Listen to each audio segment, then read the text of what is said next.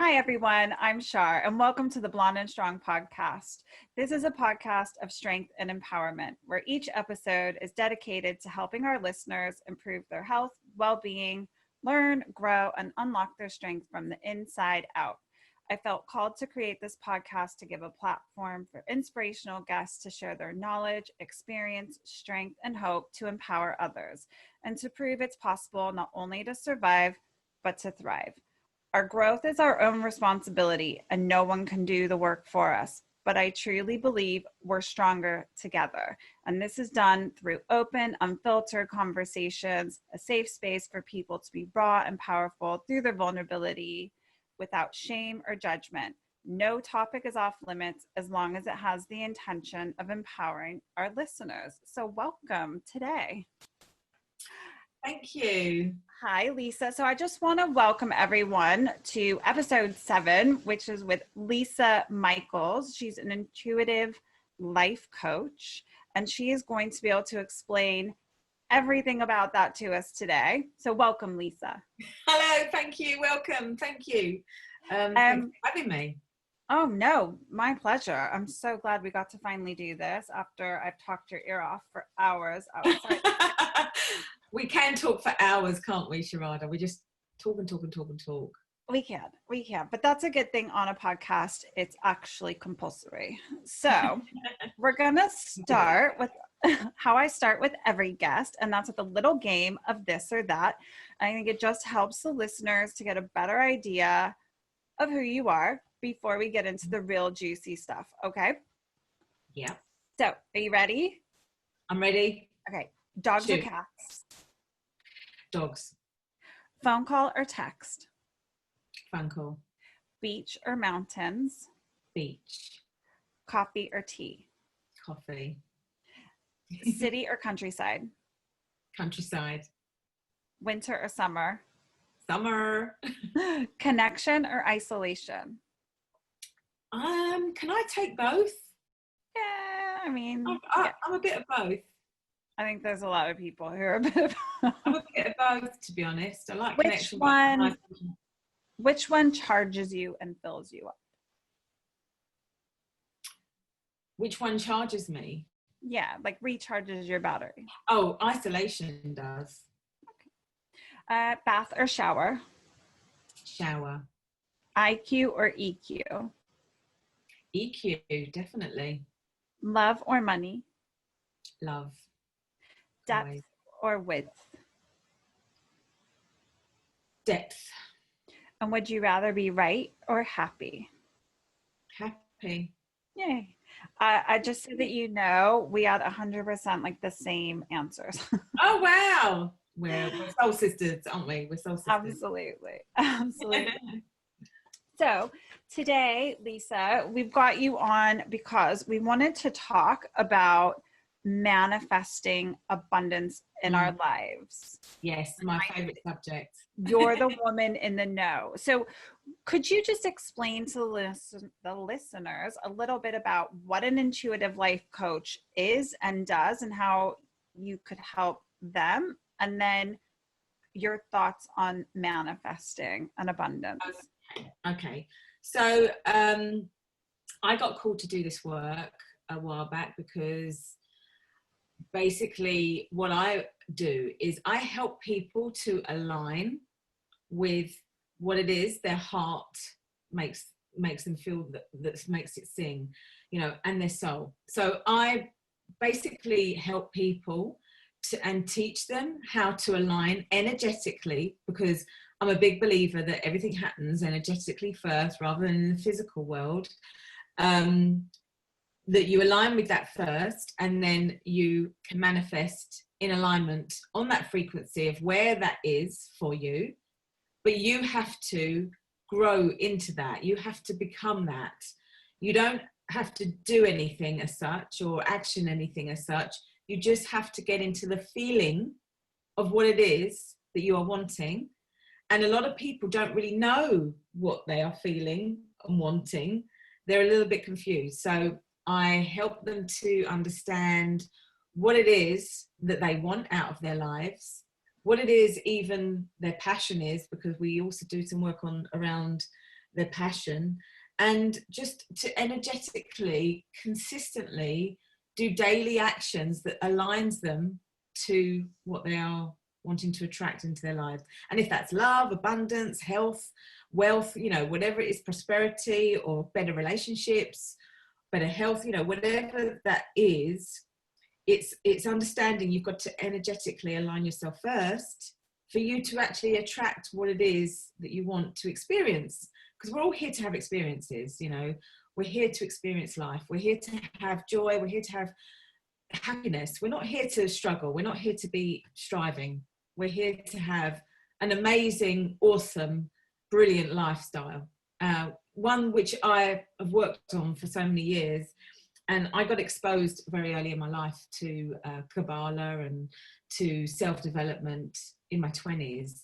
And I've used the law of attraction because that's what the Kabbalah was teaching at the time. I didn't know that at the time, but so I started to use it. And since my 20s, and got energetically aligned with everything that I wanted in my life.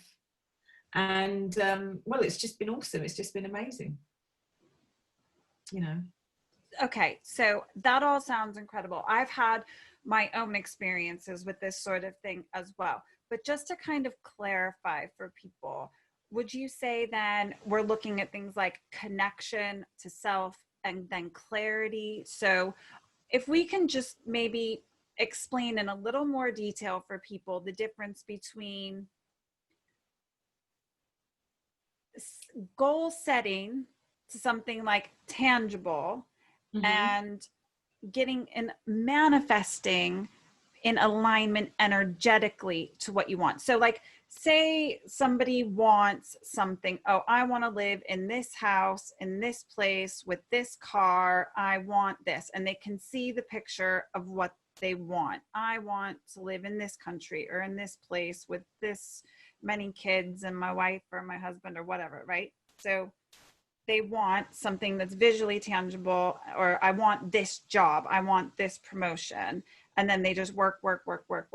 And they just have this picture of something one-dimensional that they want to get to. So what is the difference between goal setting to reach something like that and manifesting from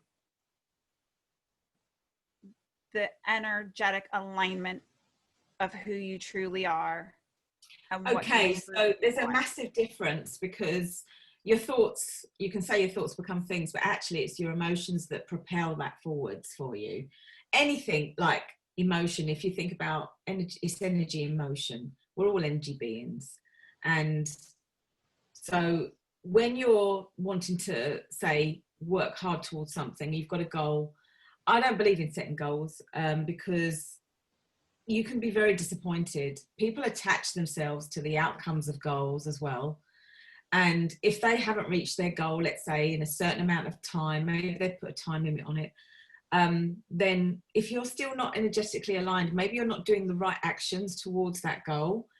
And it's pivoting yourself and understanding, okay, so maybe my next step, for example, needs to be this in order to reach, let's say you want that amazing house, you know, but if you're not in the right sort of job or the right sort of work where your, you know, your finances aren't going to give you that, then you have to get out of it. It's like, for example, I used to be in the travel industry years and years ago, but I wanted a really lovely lifestyle, but I wasn't getting paid very well. And I decided, you know what, if I want that lavish lifestyle, I need to really put myself in the right sort of job where I'm going to receive, you know, copious amounts of money and be able to maybe learn about how to do property development, which is what I, you know, knew that I need to get into. So I did. And that's what I did. But that's energetically aligning yourself with the things that you're desiring. You know, if you're going to be in a dead-end job somewhere where you think, you know what, I'm not going anywhere, but you've got all these desires and these wants and these dreams, how are you going to align yourself with that? You've got to take a certain amount of action, not a great deal, but you've just got to align yourself towards going in the right direction that's in alignment with your desires and your dreams. If you're not, then, you know, you're not going to be able to reach them. And that's when you're going to be thinking, oh, I've not been able to reach them. And, you know, you feel like you failed or whatever. And I think a lot of it is to do with your emotions towards that goal. Let's say, like I say, I don't like setting goals, but that desire, it can be a long way off. It could be quite a few years off. But if you're not doing the actions today that's in alignment with that, that's what I mean by being energetically aligned. If you're not doing the certain actions that you need to take to get towards that, then it's going to be a very long road towards it. But the thing is, you see, we also get stopped by other people. You know, we also allow other people to stop our goals and our, you know, our desires, and we end up getting involved with them, don't we? And that can really distort our own alignment with what we're wanting, because then we start to live somebody else's life.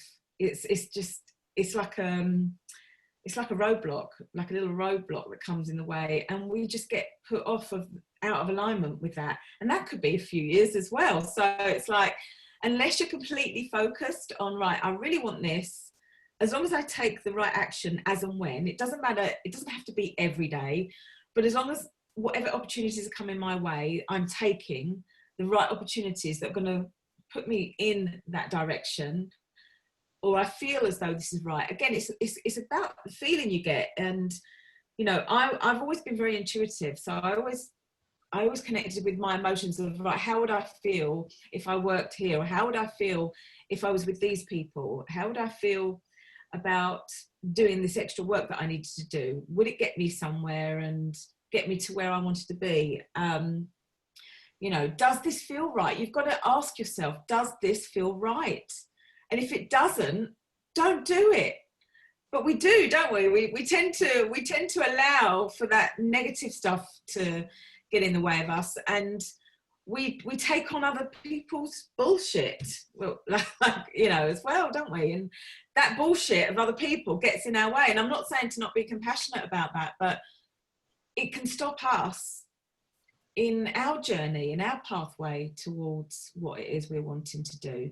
So, but when you energetically align yourself, you've already set an intention, and a momentum starts to get on the back of you, and you start to feel a pull towards the universe as to, right, well, actually, you know, this is really good. Let's take this opportunity because it's fallen in my lap. You know, I've had so many things that have happened in my life that have just opportunities that I thought, wow, the universe is really listening and is supporting where I want to go, but it's also supporting me as to where I need to go, you know. So there's a lot of factors and principles. Yeah, you've said so much there. Like, my head is a million miles an hour. So much great content there. And I know that if I was sitting listening to this podcast, my head would be going a million miles an hour, and I would need to go back and like try and break it down. You know, I want to take it right back, because you mentioned something about,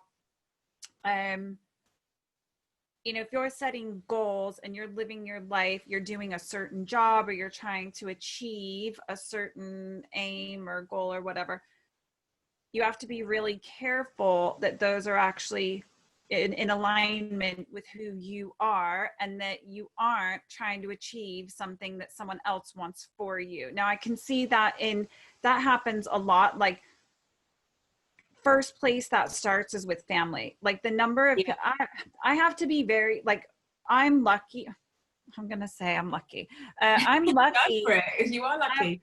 I'm lucky that my family had zero expectations of me and what I did. Like, not just me personally, but as a family. Like, we didn't have pressure put on us by our parents to achieve.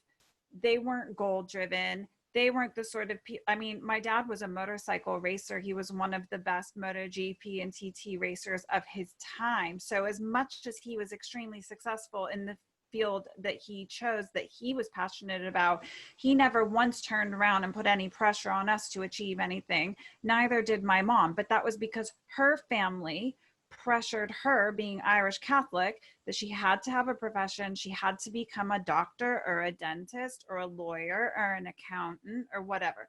And I think for her, that was like the death of her, because she didn't want to do anything like that. But she became a dentist. And she'll say to me now, I hated it. And I hated that my parents made me do that. But the fact that they made me do that meant that I was able to carve out the life I really wanted, because I was always able to earn a lot of money, which gave me the freedom to do the things that I wanted to do. It meant that I got to become a specialist in what I enjoyed within that profession, and I get to teach it to other people. And that's really what I love to do. So she was able to even take a situation that wasn't really in alignment with who she was, and she was able to find what parts of that were in alignment with who she was and make that her own and really thrive at it, you know. And I can see that. But we never had any pressure put on us. Now, I think that's a positive and a negative from like a parental perspective. Like, it was great to just be given the freedom, but at the same time, it didn't teach me the importance of fulfilling my potential. No. I was literally left to just do whatever the fuck I wanted, you know. And that's, I don't know how great that is either. I feel like it's maybe a little too far, but then that's going back to maybe like childhood. So when I look at it, you know, I didn't have that pressure of my family telling me, like, you have to have a good job, you have to be professional, you have to go to uni, you have to get a degree, you have to do this, you have to be married by the time you're 25 or 30 and have kids. You know, we didn't have any of that. No. But I know plenty of people who do, and go into careers that they hate. Get married to people that they don't really like that much. Have kids when they probably didn't want them that much. Or whatever, you know, and they end up in this life that drains somebody them. else. And they're so unhappy and so unfulfilled. And I've been lucky that that isn't me, but I have worked in jobs, you know, I have worked in jobs that don't light me up. I can find the bits in them that do. But they only go so far. You always end up back in that place where you feel unfulfilled, where you feel like, I remember actually standing in my last job and standing in the office, and I had a big window. It didn't have a great view, but I could see outside, you know. And I remember standing there and having this moment, like, of realization that life was being lived outside of the room that I was getting 1 minute closer to death in every single day. Like, I know it seems dramatic. I remember standing there and looking out the window thinking, I have so much to give, and it's trapped in this room. And there's people out there living life and giving their gifts to the world. And I'm literally sat here dying. I'm like another minute closer to death. You know, like, and I know that.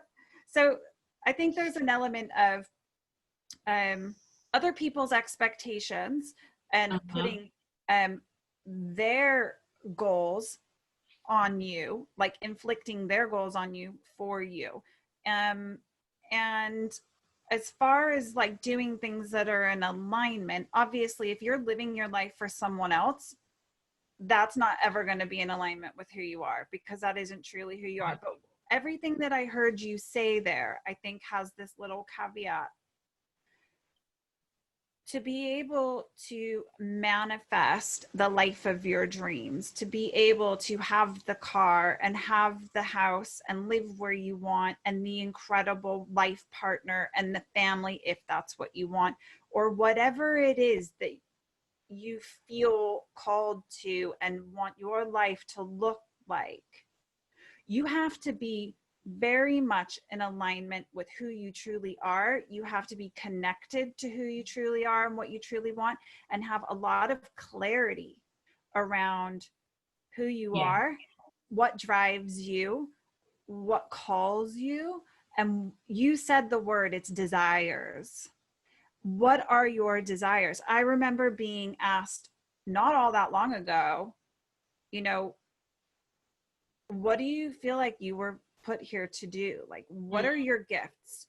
What do you feel called to do? What are your desires? What does the life look like that you desire? And I just had nothing. No, You know, I'm like sat there going like, I mean, I don't know, like maybe people don't know. I didn't have a clue. So how am I going to manifest? Like at that point, having a nice car is fucking pointless because I don't even know like what I'm here to do. Right. So I think, there was another part of what you said, but I'm going to come back to it because I've got a question. So my question is, if somebody at the moment is starting from a place of disconnection, right? Yeah. So we've already kind of clarified the fact that having a tangible goal because you like the look of a car, you like the look of the house, those things might not actually be in alignment with who you really are and what actually drives you and where your desires lie. Although they might seem kind of cool and you might think that that's what you want, that might not actually be in alignment, right? So how can somebody learn to strip it all back and really get connected with who they truly are so that they can unleash these desires and get so connected and then get in alignment and get the clarity so that they can actually set those goals? I know you don't like to use the word goals, but you know, so that they have a vision. No, so they can get on that path maybe. Yeah. But in the right sort of journey, on the right journey. So you've got to unlearn everything you've already learned. Isn't that so much fun? It's a lot of fun. You've got to unravel everything that you know up to this point in time, because a lot of everything that you know up to this point in time, does it serve your passion? Does it serve your soul? Does it serve your fulfillment? And if the answer is no to some of those questions, then you've got to unlearn all the stuff and start again. And I know that might sound, oh, really? I've got to go strip all the way back to zero, basically. Go all the way back to zero, to neutrality, I call it, and start again, because you've got some beliefs in your that you've been brought up with, in your habitual behaviors as well, that you're also playing out in your adult life or even in your teenage life, from things that you've inherited from your parents, things that you've inherited from your surroundings, from your environment. And that can contribute to how you live your life, if you allow it to. Again, it's what you allow. And we're not consciously normally aware of what we allow, because we don't question the ego mind. You know, it's all to do with the ego mind. You know, we don't really often question the ego mind, but when we start doing that, then we start to unravel and learn some of the things that are keeping us small, some of the things that are keeping us in an area of our lives which doesn't feel in alignment with our heart and our soul. And therefore you need to then go back to zero. I did a massive unraveling of all my layers about 8 years ago, when I realized actually I was in the completely wrong environment. I was completely with the wrong people. I was completely, I was just focused on work and nothing else. And I just thought, you know, how do I, and that's what I learned from my parents. You know, my father worked very hard. I never saw him really growing up much. And our relationship wasn't very good. And I thought, God, oh my God, I'm repeating what my father's doing. You know, I'm literally repeating what I've seen him doing habitually in my adult life. And did I need to do that? No, I didn't, you know. And then that's when I started to unravel. And so I did this with myself. I had to unlearn everything that I had learned from what I'd seen growing up, from what behaviors I had basically inherited around money, around stuff, around relationships, around love, around so many different areas of my life, around spirituality even, you know, around religion. There was just so much that I had to unravel. And when you get back to zero, you know, it takes years. You don't don't just click your fingers and, oh, I'm back to zero and that's great. You know, I'm now a different believer into a different area of my life. You know, you've got to question your beliefs. You've got to question, say, does this serve me? Actually, is this really what I believe in? And actually, a lot of the answers I got was from my soul was no, this isn't.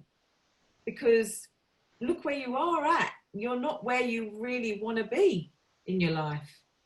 And that's when I started to, like I say, I started to get in alignment with what it was, because I started to question where I was. Once you start to ask those questions, am I happy where I am? Am I, you know, I'm not saying that I wasn't grateful, because I was earning really good money. I was working a lot, but I wasn't seeing my children. I wasn't seeing my kids. My husband was doing, you know, the school run because he worked from home. I was lucky enough that he worked from home, but I was working my guts out for what? What was I doing? Because every time I was working so much, I was burning out. My health was at the detriment of my own health. And it's just like, why are you doing this to yourself?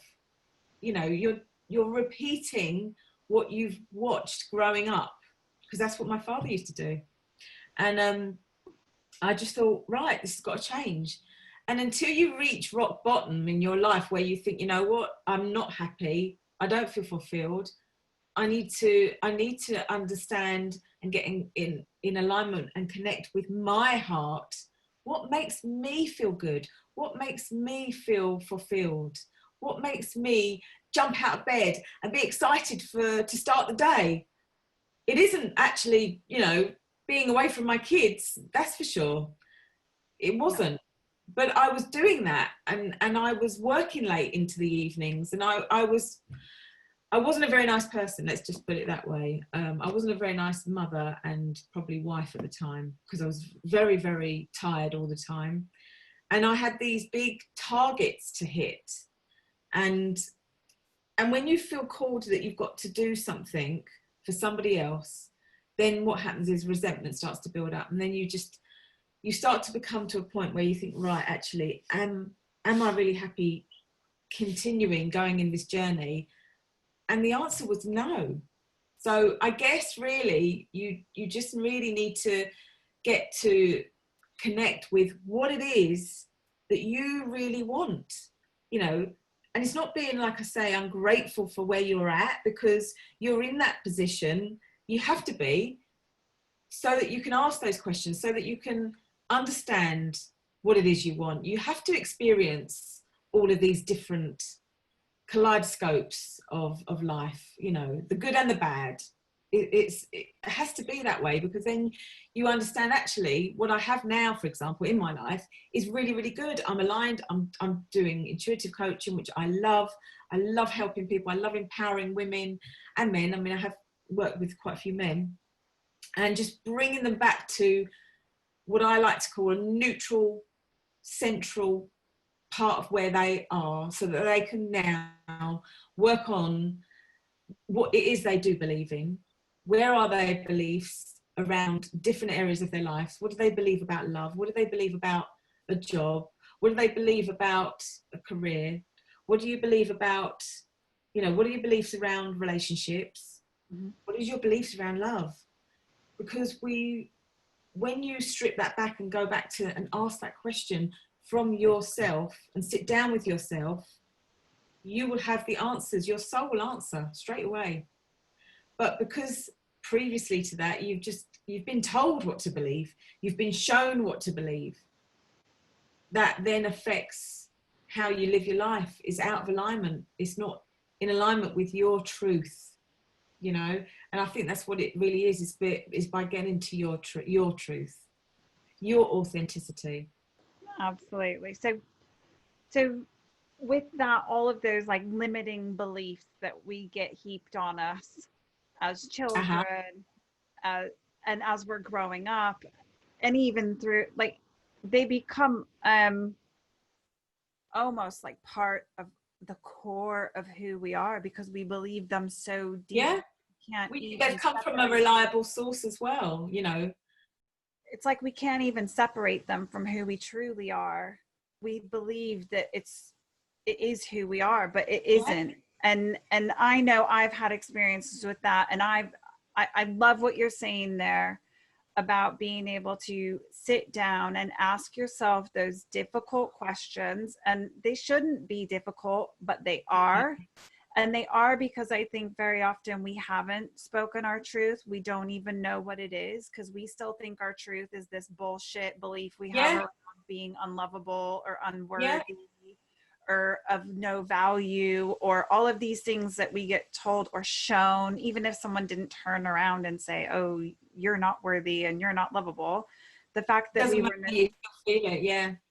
we were abandoned or neglected or treated badly as children or in relationship or by an employer or whatever, it just feeds all of that. So it shouldn't be a difficult question to sit down and say, well, what are my beliefs around love? What are my beliefs around my career? What are my beliefs around my purpose and my calling and my desires?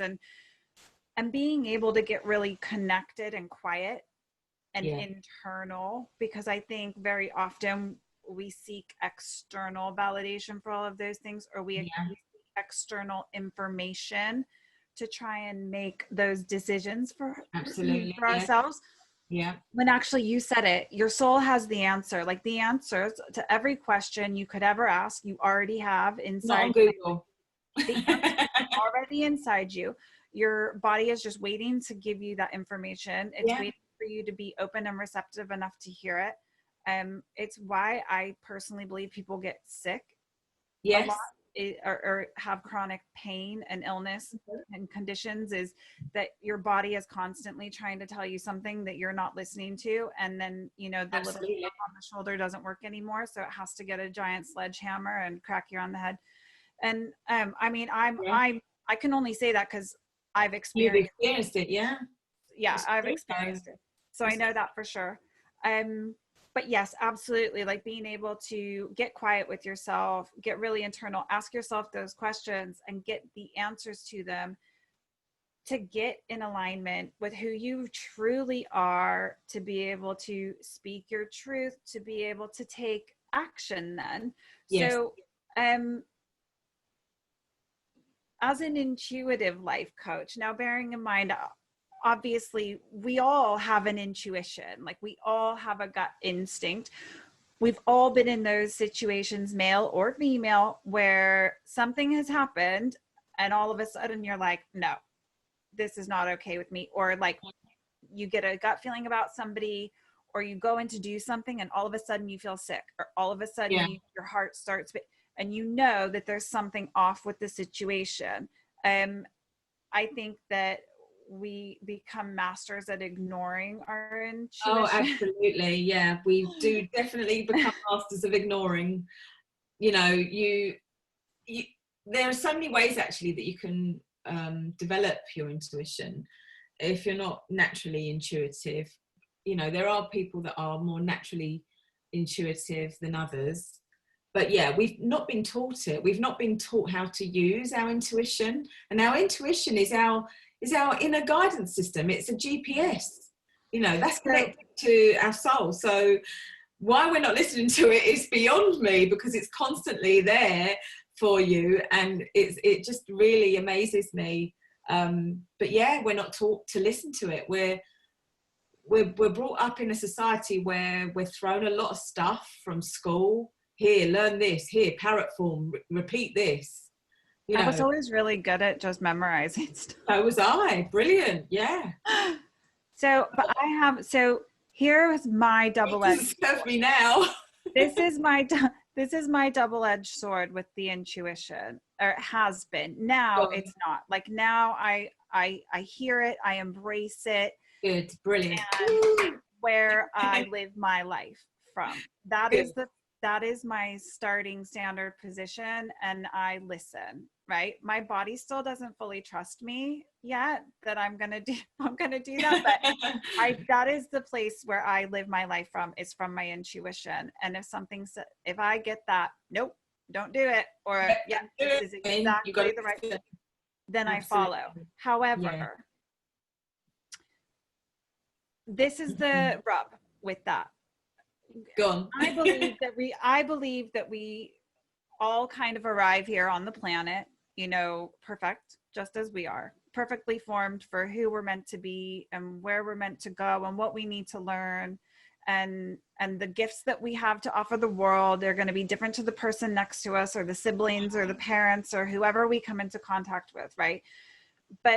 And we have this intuition, and we have that from birth, right? We know exactly, Yes. And my issue throughout my life became, as I went through different traumas, your intuition starts to become,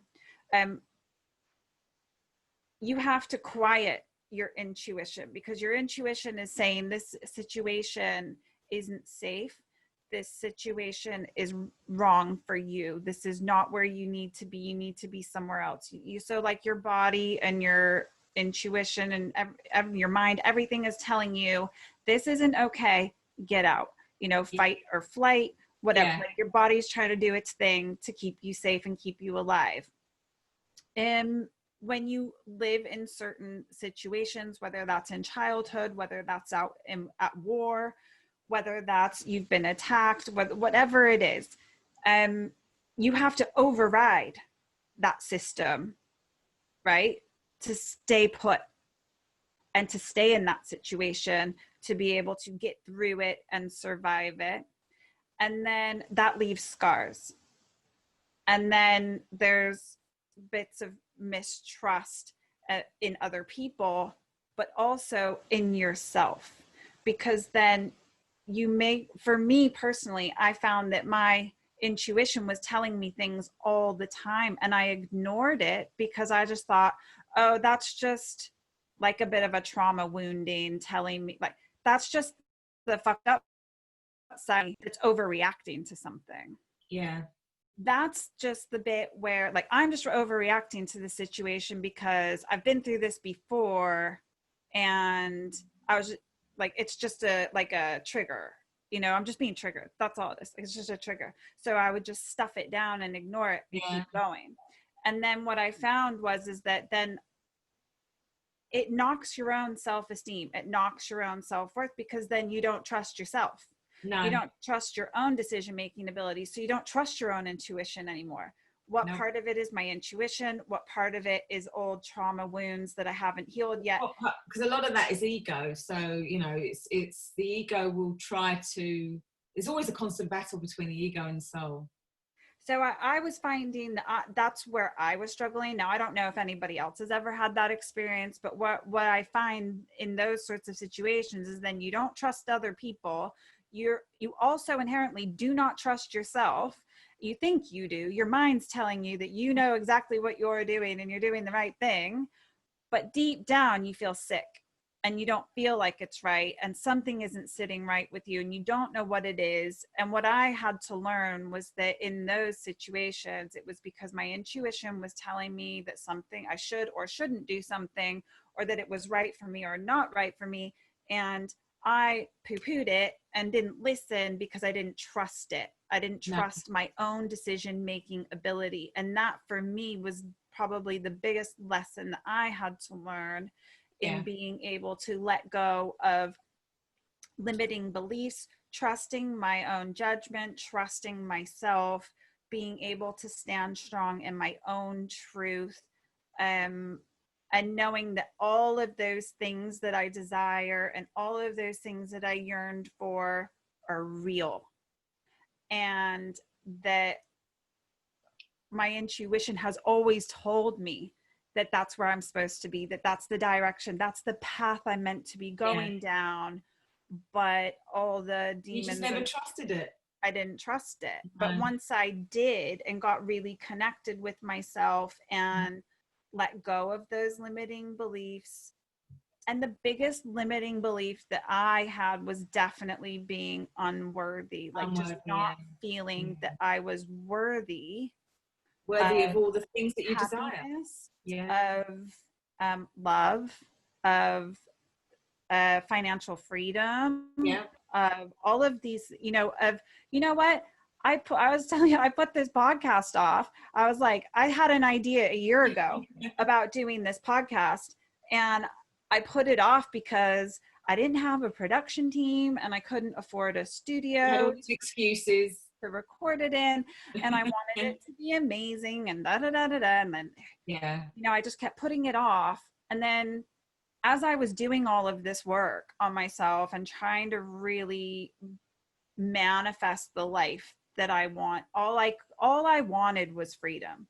I wanted geographical freedom and financial freedom and freedom to love and be loved and just have like the most incredible free loving relationships with my friends and my family, and I could feel like this freedom, right? And I knew that that's what I was striving for.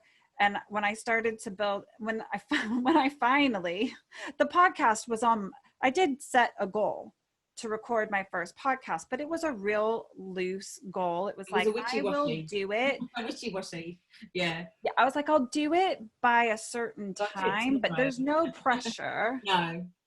I will get it done though. I know it's important to just take the leap of faith and get it done. Yeah. And I did the first one and got a great response. And I did this. And I just thought, I'm not even going to look at it. I'm just going to do the second one and the third one and the fourth. We're on episode 7 and people are loving it and asking to be on it. And I'm getting great feedback, but I haven't had to try. No, it's not been a forced thing, has it? And you feel like you've got the support from the universe. And that's the thing, that's being energetically aligned to what you're meant to be doing. And that's the whole thing, is that if I'm in a job that isn't really right for me, and I'm in it for financial stability, or I'm in it because I like the status of the job title or whatever, but it doesn't, like, it's not a desire. It doesn't fill me up. Like if I'm, and I've had experience of this where I actually got like headhunted for a job, and I was like, this is my dream job. My dream, everything inside me was like, this is the job of my dreams. It's going to get me exactly where I want to be, doing exactly what I want to do in the industry that I want to do it with the absolute best people in that industry. And I was so excited. Mm-hmm. And it tanked on an epic scale. It tanked, and it was the most painful, most horrible experience of my life. And I remember sitting there just thinking, I thought that was in alignment with who I was and where I was meant to be. And obviously it wasn't. No. Like, otherwise it would have gone like, tick, tick, tick. Yeah, everything would have fallen into place.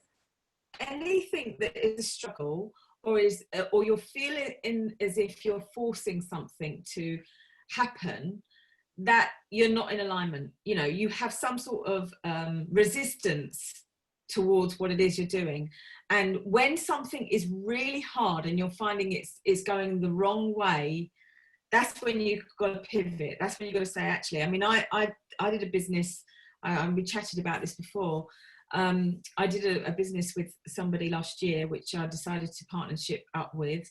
And, it was all guns blazing. Yeah, we're going to do this. It's going to be great. And it's going to be fantastic. And, 2 years in, and we've earned no money from what we were doing. And it's like, well, hold on, as much as I love what I'm doing, you've got to earn money. You've got to live every day. You've got to pay the bills with something. And, this wasn't a volunteer thing. That's different. If you've decided to volunteer for something, I was putting in money into this pot that was just draining the money, and we weren't getting anywhere. And it was like, hold on a second, need to really decide and make that decision, right? Do we continue, or do we just put it down to, this was a fucking amazing experience? Because we had to put it down to the fact that we had to cut our losses. We didn't actually financially come out of their sound. I lost money, and so did my partner. And we had to make that difficult decision. But my intuition was saying, Lisa, forget it. Stop it. You're you're not in alignment here. You know, this is not really what you need to do. And I kept on putting the time off, and I thought, no, I'll give it a few more months. I'll give it. Anyway, in the end, I just got to a point where I was waking up and I wasn't even enjoying connecting with my partner and doing the stuff that we were doing. It became such a chore. It became so hard. I started to resent stuff, and I thought, right, I've got to stop this. And you know, she's a coach as well. And I said to her, look, I'm feeling this way. We've got to stop it. I said, I know we've put a lot in, a lot of time, mostly time, sweat and money. We've put in loads, but you know what? You've got to take this as an experience that I've learned so much. I've learned loads about myself. And I think at the time, definitely we both weren't energetically aligned with one another, yet, let alone with what we were, you know, going towards and what we were trying to make happen. But it was so hard. And then, you know, we come to the lockdown, fast forward to the lockdown. So I ended up closing up that business. And then very, very quickly, I collaborated with 2 other people, and we've built this membership really, really quickly. And it's been so easy. And it's been like, wow, money's coming in, and I'm selling meditations, and I've got, you know, my abundance bracelets and anxiety bracelets that I'm selling. And I'm helping people with, I do what's called energetic quantum healing. And it's going so well. And it's not hard. And that is through the lockdown. You know, that was through the start of the lockdown is when I set all of that up. And it's just been a momentum that's been building and building and building. I've had consistent clients coming in, and it's been so easy. So I thought, well, why did I have to go through all of that, you know, a couple of years ago and struggle? But I did need to know and go through that, because that's the feeling I had to understand. And what I learned from that was just, I gained so much. It's not about what you're losing. You know, if you think about anything that you're failing at, you're not failing at it. You're just having an experience. You've just learnt something. You learned not maybe to do that again. Secondly, I learned so much about myself, because I realized actually I was hiding behind this person, keeping me safe, you know, keeping me small. And I wasn't going out there by myself and doing my own thing, which is something that I've always wanted to do. And I was making this an excuse to hide behind, you know, and to not actually go out there and fully live to my full potential with what I had to offer as an intuitive coach, or as a being. You know, I don't like to label ourselves, but, you know, we do, don't we? And the thing is, now it's just so easy. It's incredible how easy it's been to set up this online membership, and people are just coming in, and we're helping people. We're doing weekly coaching and sessions, and it's been truly amazing. And I've got so much fulfillment out of it. And, you know, I do weekly meditations online, and that's been building as well. And it's incredibly easy. And it's like, oh my goodness, you know, how hard, but I understand and appreciate the difficulties that I had to go through to understand that it can be really hard. And what it is when it's not hard, when you're in alignment, and how that feels. It's a feeling of freedom. It's a feeling of, I love getting up every Monday and doing and sorting out my meditations that I'm going to be doing and sharing with the group, you know, and I'm feeling good about stuff. It's a very different thing, isn't it? For me, what it taught me was what I want and what's in alignment for me are very often they can be 2 different things, and not to get the 2 confused. And I think that when you want something and you're chasing after it, and having to force things, then, you know, it's more than likely not for you. When things are in alignment with who you truly are, like you said, it is a completely different feeling. It's like you've got the wind at your back, and everything is just flowing really. Now, that is not to say that you won't come up against challenges or restrictions or difficulties, but I think that when you do, those are just places that allow you to reassess and ask more questions, and then pivot. Absolutely.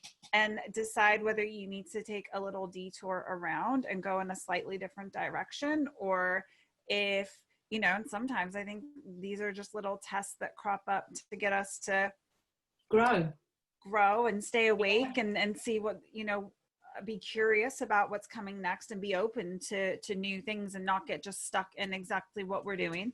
um and I absolutely love that, what you're saying about being able to, you know, no failure is a negative thing. You know, it is still just a learning experience. And I know that for me personally, when I'm doing something that's really in alignment with who I am, it's easy. It Yeah. just flows. And if there is a challenge, I quite enjoy the challenge. The challenge doesn't throw me to the point where I'm stressing and I have anxiety and I feel like I'm running headfirst into a brick wall. You know, it's far more like, oh, that's unexpected. Like, oh, well, what are we going to do about that? And then you can just like sit back, reassess, and move forward. There was something that I did when I was going through my little like manifestation and like manifesting abundance and trying to build the life that I truly, truly wanted. And I know we touched on the concept of limiting beliefs. And one of the main ones for people in manifesting in their lives is the belief that they're just not worthy. No. And I had a conversation with my daughter the other day. And I asked her, what did she like about herself? What gifts did she feel like she brought to the world? And she got so upset. I'm not gonna try not to get upset actually thinking about it. She couldn't think of anything. Like she didn't want, like, she's like my biggest hero. Yeah. Like, she is one of the most inspirational human beings on the planet, as far as I'm concerned. She is one of the kindest, caring, lovely, just genuinely like compassionate, driven, determined on another level. This girl, like, literally nothing will stop her. And she's one of those very unique human beings where when she finds something hard or she doesn't understand something, her default setting is to learn more about it. Wow. She gets more curious and learns, and makes it her like mission to learn and understand better.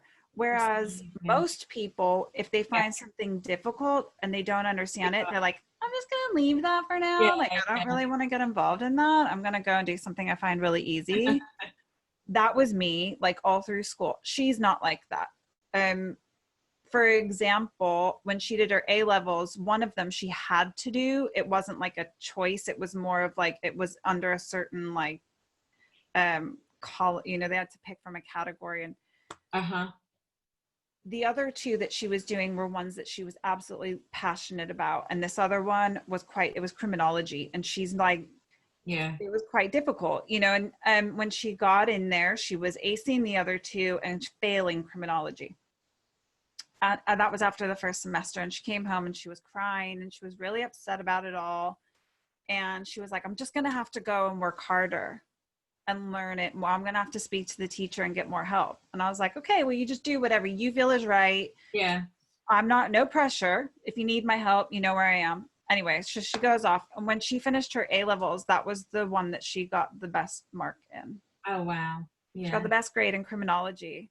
You know, and that's just how she functions. It's like, well, I don't get that. I don't understand it, but I want to. So I'm going to learn. I'm going to get curious. And so I can see all the incredible like gifts that she's got, but she didn't. And she found it uncomfortable. And I think that people very often do find it uncomfortable I think in this day and age as well, it's frowned upon to have a good opinion of yourself. Oh, God, yes. Frowned upon. Absolutely. Like you're not allowed to like think you're fucking awesome. I am awesome. Exactly. I am fucking I know. super awesome. We're not, like I say, we're not taught to develop that inner, I guess, empowerment. Self-belief. It's not that inner belief that we are awesome and that we are unique and that we have got so much to offer the world. What a better world the place would be. Of course it would. If we all had worked better on self-esteem, absolutely self-worth, self-belief. Yeah. Like, it makes me really sad that people feel like it's a bad.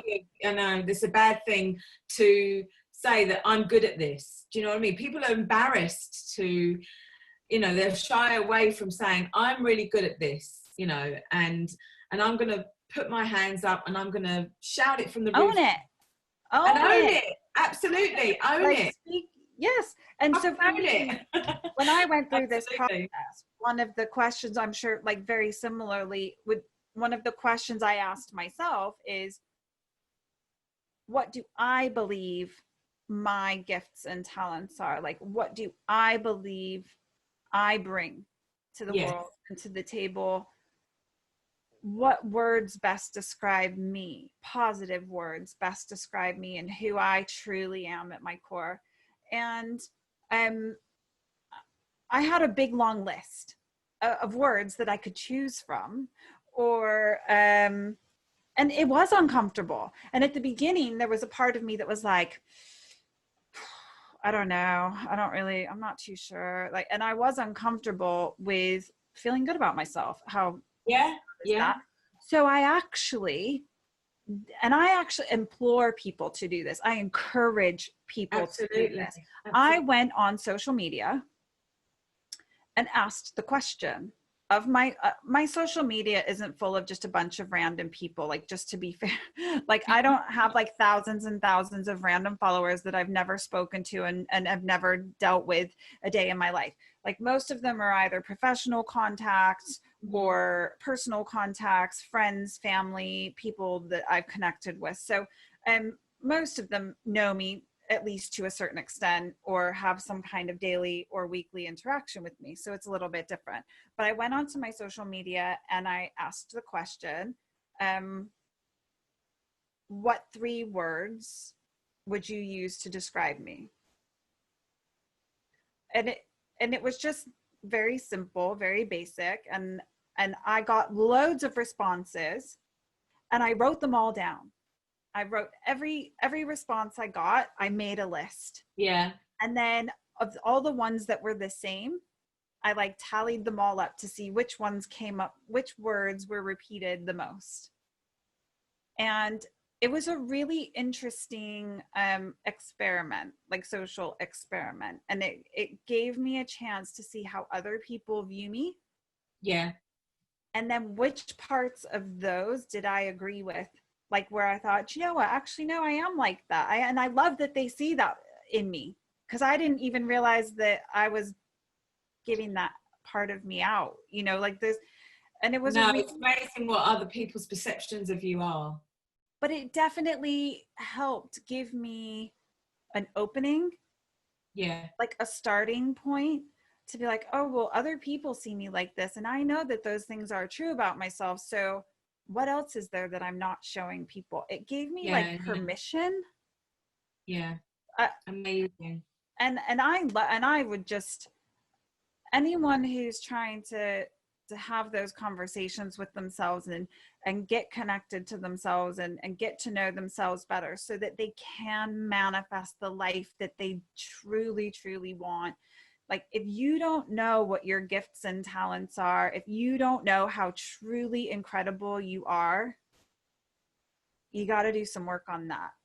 Absolutely. Ask your loved ones, even if you don't want to put it out on social media, ask your loved ones. Send a WhatsApp message to your friends and family and ask them to send you a list of 3 words that they would use to describe you, or something, just as a jumping off point. Yeah. I found it really, really interesting and really helpful, but it's just like a really tangible thing that you can do. No, I mean, there's, like I say, it's funny, isn't it, how we perceive ourselves and how others perceive us, and what we feel we're giving out or what we're emanating, and what somebody else is you know, receiving, because everybody receives things and everybody's projecting what their beliefs are onto something, or, you know, it's a real big soup of mix of emotions and projection of judgments and opinions. And, you know, it's really, and like I say, it's a good exercise to do with just getting close to your who you are and what you want out of life, because no one else can tell you that, no one else can give you that, and you can't Google it. You cannot put into Google, what do I want out of life? How, you know? yeah, that would be interesting. I'm gonna try it. So by you getting in touch with you and your soul, and really, really getting close to what it is your heart wants. It's mostly what your heart wants, you know. What is it that fulfills you? What is it that makes your heart feel just amazing, just full of harmony and peace with what it is? You know, what does that look like for you in your life? What actions do you think you would need to take in order to achieve getting that, and or being that? You know, what would you have to change in your life? So there's like, at the beginning of all my courses that I do, there's 4 questions that I ask, and it's in the different areas around the wheel of life, I call it, and it really does connect you and aligns you to what you're needing to work on. Mm-hmm. One of those questions was what we covered today, which was, what are your beliefs around this? I'm not going to go through the other questions, Mm-hmm. but, you know, what are your beliefs around this? And once you understand what work you need to do in an area, like there might be some like more areas that you need to do work on much more than other areas, you Like know. prioritizing which Yeah, one. prioritizing the areas. And again, it's where you see yourself, like where you want to be. Would you say as well that once you prioritize, like obviously, like with anything, you can't start trying to manifest in every single aspect of your life all at No, the same time, because no, it's just too much, right? So it's like yeah, anything. You can't have 10 priorities. You can only have 1 or 2. So, but would you say that once you set that priority and you set that intention, like this is the area that I struggle yeah, with the most, but I know it's the one that's going to give me the most fulfillment. It's the one where I will get the biggest gain and traction from. And once you've been able to do that and start manifesting in that area of your life, do you find that that then has a domino effect on all of the other areas? yeah. I mean, basically, you know, if you want financial abundance, or you want more love, or you want better relationships, or everything comes from the self. But what we need to do is work on the resonance between, it's love, basically. Any area that you're not giving enough love towards, or you're not focused on building the love that you have for that area in your life, then that's what needs to be worked on. Even if you just work on the one area, love, that will give you everything. If you work on, maybe, I don't know, maybe it's your relationship with money. Maybe you haven't got a good relationship with money and you want to attract more in, but you just don't know how, you haven't got a clue how. You've got a really bad relationship with money. You talk about money in a bad way. You have beliefs around money as well. So there's a lot to clear up. But if you start to, you know, again, look at those areas that you are wanting to work on, whatever love you throw at it, you need to throw a lot of love at that area. You need to start building, say, for example, that relationship with your money. Let's say you're talking nastily about money all the time. You're like, money is a root of all evil, or whatever it is, you know, you're saying, or you're saying, oh, there's never enough money. You know, you're constantly repeating that. You're not really showing money love, are you, by constantly talking like that? So it's about showing those areas that you love them and actually owning them and saying and taking the responsibility that, yeah, I'm going to develop a better relationship with my money. I'm going to develop a better language towards money. You know, I'm going to start to talk about money as if I have got it, and as if there is enough to go around, and that I am worthy of, I am fucking worthy of, you know, receiving loads of money, and I am bloody worthy of having this amazing house that I want, and this, you know, fancy car, whatever it is stuff. But, you know, when you focus on love and you inject love into these areas, then that's when your life will change. That's when your life will grow, because you're either coming from a place of fear or love.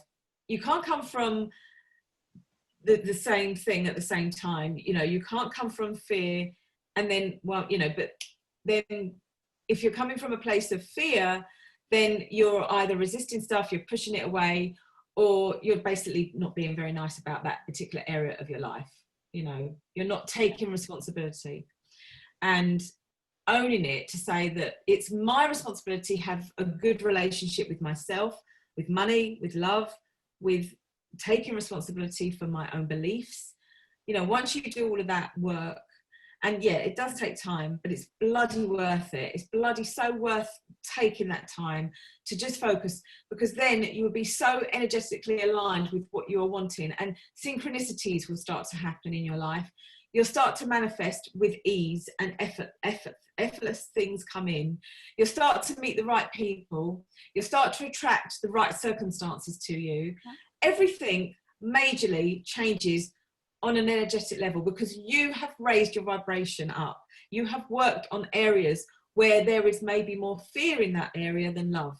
So when you start working on turning that fear into love, then that's when you start to attract more of the things that you're wanting, because love is in alignment with your heart space, but fear is in alignment with your ego space. Yeah, you know, I mean, so fear is it's just about really balancing that up. And don't get me wrong, we still need ego to a certain degree, but you've got to recognize what ego is. It's normally going to be negative. It's normally going to be sabotaging. It's normally going to be keeping you small. It's normally going to be doubts, you know. Whereas love is expansion. Love is about you expanding yourself. But because it doesn't feel familiar with us, then we side with the fear more. We side with the doubt, because it's safer. It feels safer. Whereas if we feel that we're going to be expanding ourselves with love, then, oh, what if this happens? And that sabotaging, that fear comes back in, you know, always to knock us a notch down. And it's like, no, I'm not going to allow this. You know, I have this amazing actually meditation that I do, which is about, as you go into it, you just basically set the intention to be limitless, and to not allow any limitations of time, of money, of anything that's limiting.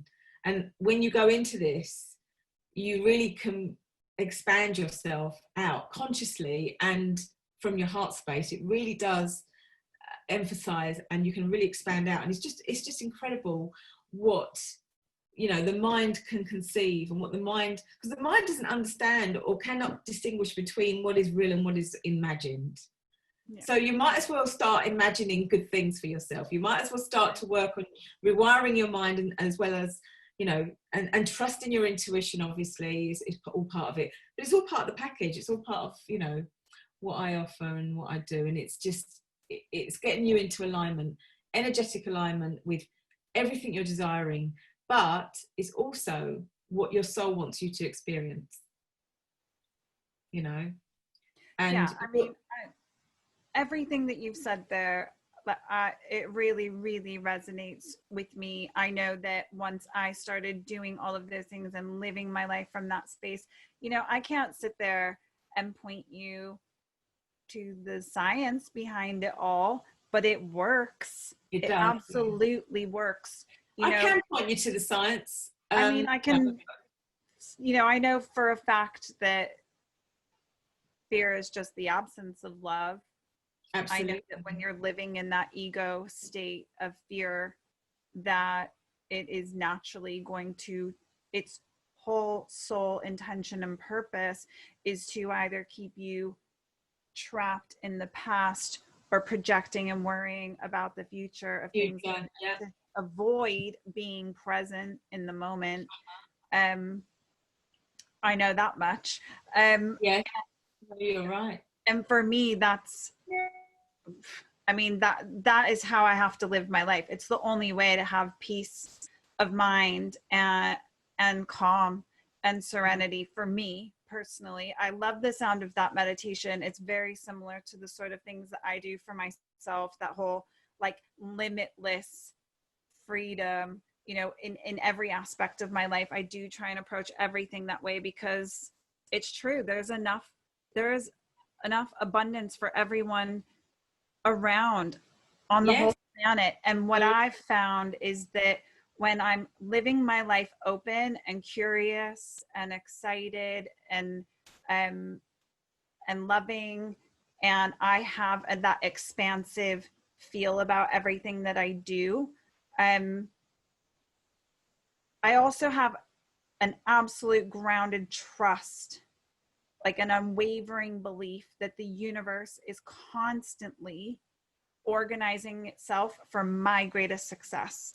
Absolutely. So I'm completely just constantly grateful, full of gratitude, and I have a very close relationship of an interdependent connection with the universe, knowing that this isn't like the universe manifesting or me personally manifesting. It's like the two of us have this really cute co-creation going on where we're like partners, and if I don't do my bit, it's not going to happen. Absolutely. And if I don't completely openly trust that the universe is going to do its bit, then it's not going to work either. So it's a nice little co-creation that goes on there, and that works for me.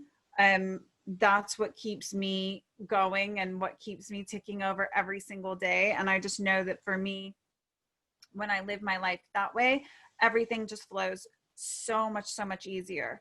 Now, I know that from a more flow state and a more emotional state, because when I've done this kind of work in the past, I've done a lot of visualizations, and unlike some visualizations that I've come across in this kind of manifesting arena, and I think this is why you and I connect so well, is that when I've done the manifestation kind of visualizations, as opposed to it being about being able to have a very clear vision of where I am, what my house looks like, what my car looks like, what my husband looks like, what our kids, blah, blah, blah, blah, as opposed to it being this picture perfect visual, for me, it's far more about visualizing how I feel. Yeah. So I do a visualization of me, like meeting my future self 5 years, 10 years, 25 years down the line. And how would she feel? How would the future Sharada feel? When I meet myself, how do I feel? Like, what is it that 25-year-old older Shar, what is it that she's bringing to me that I haven't got already? And for me, that's always freedom. Yeah. This calm, like, it's a weird form of like calm, but like child like excitement. Yeah, that's fantastic. But it feels good. It feels good. And a freedom. And I'm like, I want that. So how do I get that? But the reason I have that freedom is because I get to do what I want for my work, and I get to travel wherever I want. And I can see that, but I just can't see all the like detail. But that's okay with me. I don't need the detail because I'm happy to let that stuff flow. Now, I think that's quite a feminine approach, to have it be quite flow, feeling, and intuitive based. So my question to you is, does that work for men as well? Or is this like, is the process the same, whether you're a man or a woman, or the fact that we actually approach things and have different thought processes, and is it done slightly differently? Is there a more masculine? I mean, to be honest, the key to getting in touch with manifesting what you want is all about the feeling of it. That is the key principle, the foundations of manifesting. It's firstly getting into connection with the feels of it.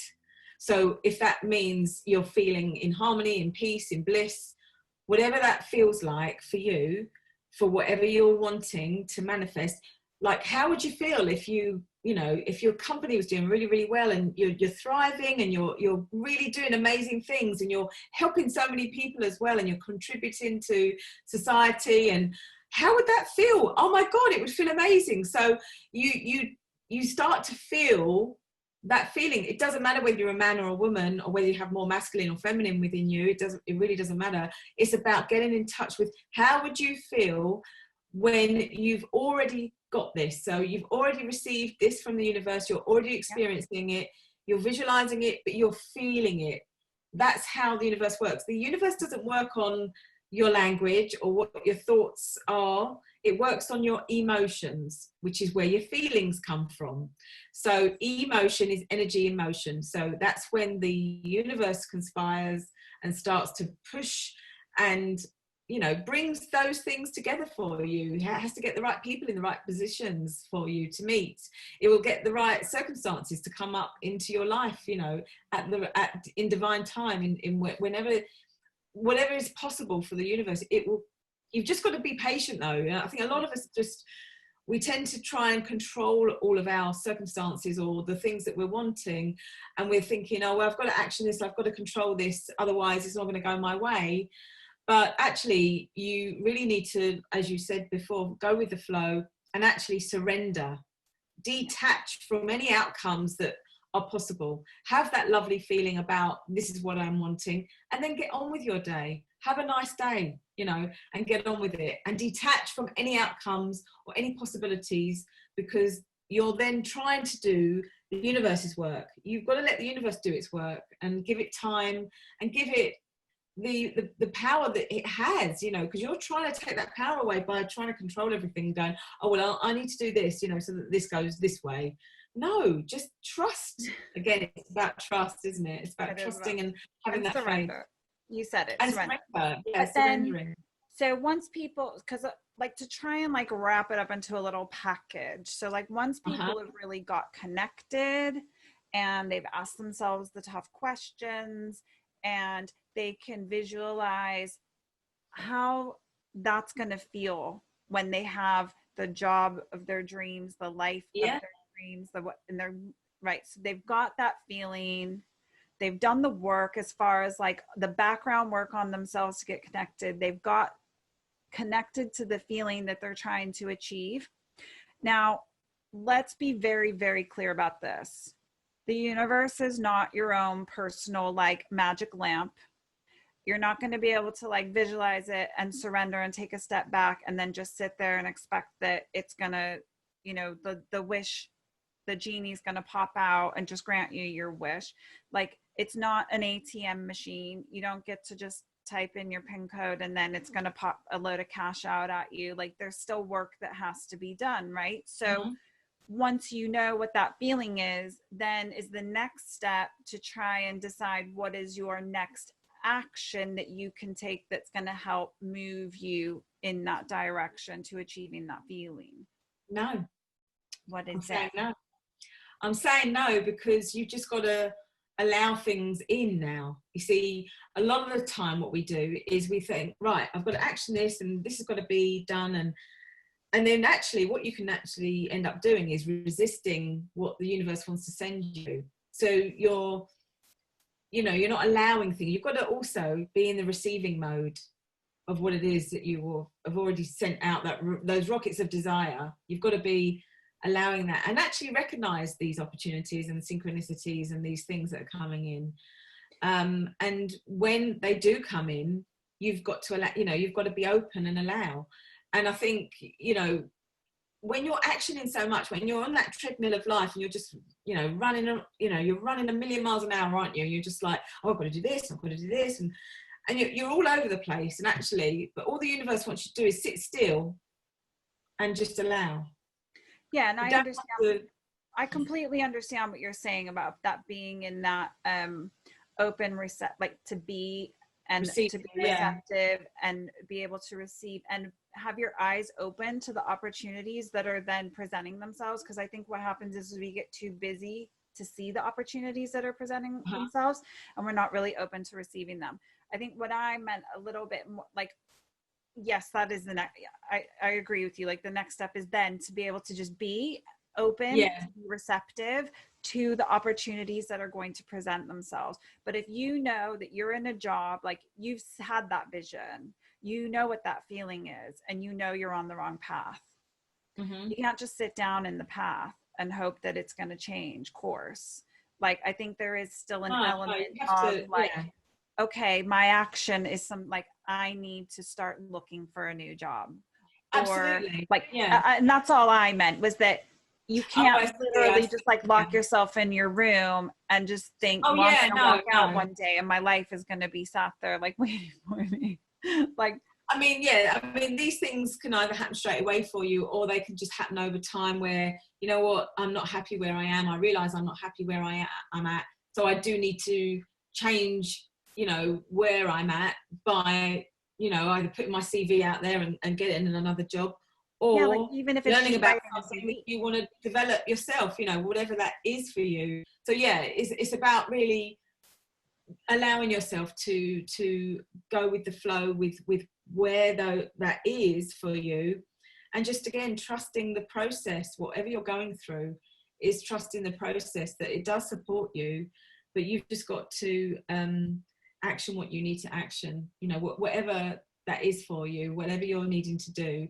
Look, some people might be in a wrong kind of job where they're so miserable, but financially they can't shift anything yet at the moment. So you might just have to bear with it, and then, you know, something will happen later on where it will put you in the right direction. You've just got to trust. Again, a lot of this is about trusting.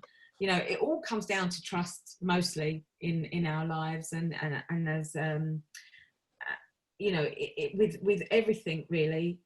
It just really just comes down to trust, and whatever you feel is right for you. You know, you've really just got to get in contact and connect with what feels right. If it doesn't feel right, why are you doing it? Why are you saying yes when you really mean no?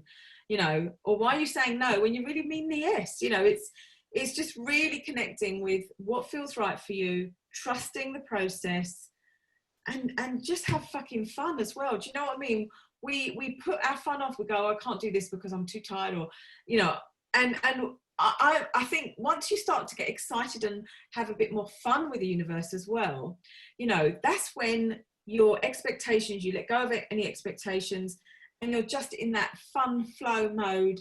And, you know, amazing things happen when you're feeling fun about things, or when you're not attached to any emotional outcomes. Oh, what if this happens and what if that happens? You know, our minds tend to disrupt that flow. But when we're in a fun mode, you know, I wake up in the morning and I say, I really want to have fun today. I want to have a fun conversation. It doesn't matter. I'll have either a fun conversation with somebody, or something funny will happen. But it's nice to have that funness. You know, as you get a bit older, sometimes life gets a bit too serious. Sometimes we take life too seriously, and it's like, oh, for God's sake, get over yourself and just have some fucking fun. Do you know what I mean? Because the more fun you have, the more the universe will send you, and the more great experiences you'll experience. And rather than being so serious about life, and rather than attaching yourself to any outcomes, and just, you know, being so morbid about everything, and, you know, and just being grateful, like you said before, gratitude is massive. It can massively change your life completely. You know, being grateful. I'm writing a gratitude journal. I know you guys can't see it, but I'm holding up my book right now. Oh, And it will be on YouTube though, so they'll see it on there. It says, be a dreamer. Yeah. And I write my gratitude journal every day. I write down what I'm grateful for, the things that I have got, and also the things that I am wanting that I haven't yet received. They're on their way to me. I know they're on their way to me. So, you know, it's really about connecting with what you have and being grateful and thankful, because again, the more thankful and grateful you are for things, and the more happy and more vibrant you are about stuff. You know, the universe doesn't understand language. It doesn't understand thoughts. It only understands your vibration. And if your vibration is up, and you're vibrating at a higher frequency, and you're excited and you're having fun, then the universe will respond with really great, amazing, wonderful things. So That's incredible. Well, I know that this conversation has definitely got me feeling all kinds of stuff, like right in the feels.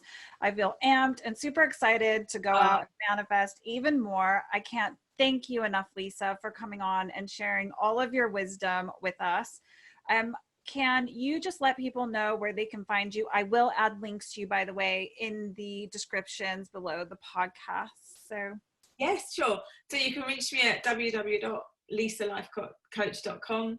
I have my own website, but I also have a link to my new membership page, which I can give that to you. Yeah, absolutely. Actually, We'll add that. Thrive Collective, and if anybody wants to join that, they can as well. And you just get weekly wonderful meditations plus coaching, self-development, cosmic things as well in there, spiritual updates, and all wonderful things to expand your consciousness and just vibrate higher and thrive through your life, whatever that may be for you. So yeah. I love it. Thank you so much. I really just hope that everybody listening has taken something away from this, because I truly believe that there is abundant amounts of wealth and love and pleasure and desire and things in life that will just fill us up. There's enough for everyone. We all deserve it. So go out there and manifest it. And I just want to thank everybody for listening. If you can, not forget to just subscribe, like, share, leave a review, a 5-star review if you're on Apple Podcasts. It would be great. It just helps us get into the ears of more listeners. So thank you so much for taking the time to listen. Thank you, Lisa, for being a part of this amazing chat today. And I wish you all the best. Take care. Thank you. Bye. Bye.